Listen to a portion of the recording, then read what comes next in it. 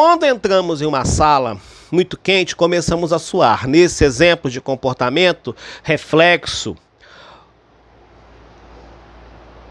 o estímulo é o calor e a resposta é a sudorese. A intensidade do estímulo, nesse caso, é a medida em graus, medidas em graus. E a magnitude da resposta é medida pela quantidade de suor produzido. Vamos avançar. Aí temos os exemplos.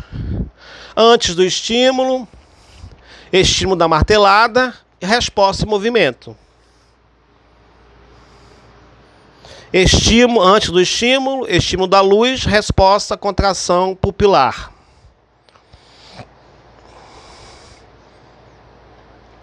A tabela 1.3 apresenta alguns exemplos de estímulos e respostas em forma como poderíamos medi-lo. A primeira coluna indica se o exemplo é um estímulo ou uma resposta. A segunda traz exemplos específicos de estímulo ou resposta. Já a terceira representa uma forma de medi-los. Note que as formas colocadas na tabela 1.3 representam apenas algumas possibilidades de mensuração de estímulos e resposta.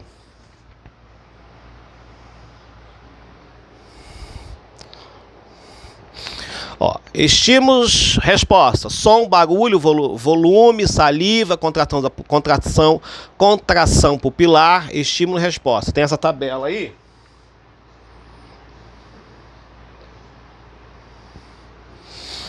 Aprender a observar e medir o comportamento é extremamente importante para o psicólogo.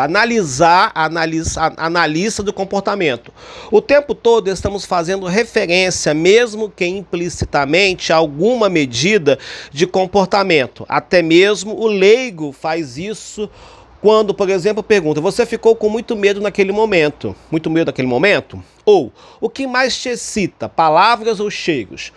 Os advérbios de intensidade, como muito, pouco, mais e menos, não são indicadores muito preciosos, apesar de se destinarem a expressar medidas dos fenômenos como comportamento. Grandezas físicas como peso, altura, temperatura, frequência, são formas mais apropriadas de medição em ciência.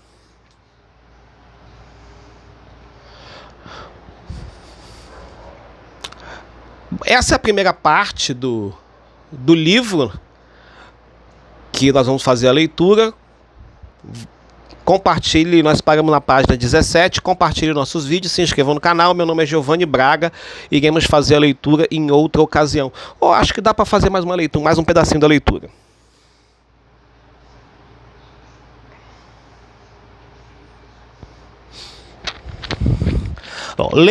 Leis ou propriedade do reflexo. Ao longo de 3 últimos séculos, vários pesquisadores, entre eles alguns psicólogos, estudaram os reflexos inatos de humanos e não humanos, buscando compreender melhor seus comportamentos e identificar seus padrões de ocorrência. Estudaremos a seguir algumas das descobertas desses pesquisadores. Os padrões de ocorrência dos comportamentos são descrições de regularidade. As regularidades são fundamentais para a construção do conhecimento científico. A partir da observação de relações entre organismo e ambiente que se repetem, é possível prever e até controlar as ocorrências futuras de um mesmo fenômeno. O objetivo de uma ciência é buscar relações regulares, constantes, entre eventos. E foi exatamente isso que os cientistas que estudaram e estudam o comportamento reflexo fizeram.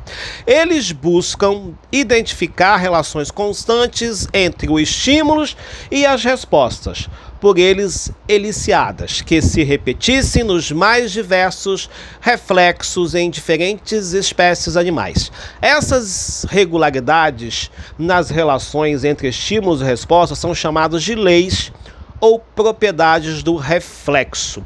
Em ciência, leis são definidas como descrições de regularidade dos fenômenos naturais que foram sistematicamente testadas pelos cientistas. Por exemplo, como veremos a seguir, a relação entre a intensidade do estímulo e seu efeito sobre a magnitude da resposta irregular.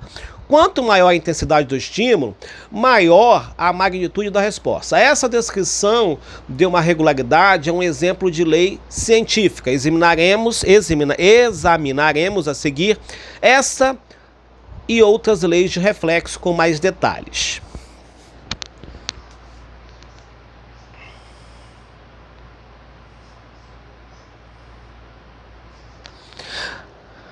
Lei da intensidade e magnitude. A lei da intensidade e magnitude estabelece que a intensidade do estímulo é uma medida diretamente proporcional à magnitude da resposta, ou seja, em um reflexo, quanto maior a intensidade do estímulo, maior será a magnitude da resposta. Veja a figura 1.4. Tomando novamente como exemplo o reflexo que compreende um barulho alto, estímulo, eu susto, resposta, teríamos o seguinte, quanto mais alto o barulho, maior o susto. Quando você abre a janela do seu quarto pela manhã, após acordar, o aumento da luminosidade no interior do aposento, estímulo. Inicia a contração de suas pupilas, resposta, segundo a lei de intensidade e magnitude, quanto mais claro estiver o dia, mais suas pupilas irão se contrair.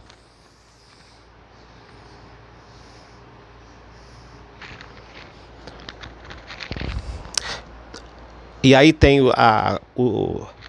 essa figura.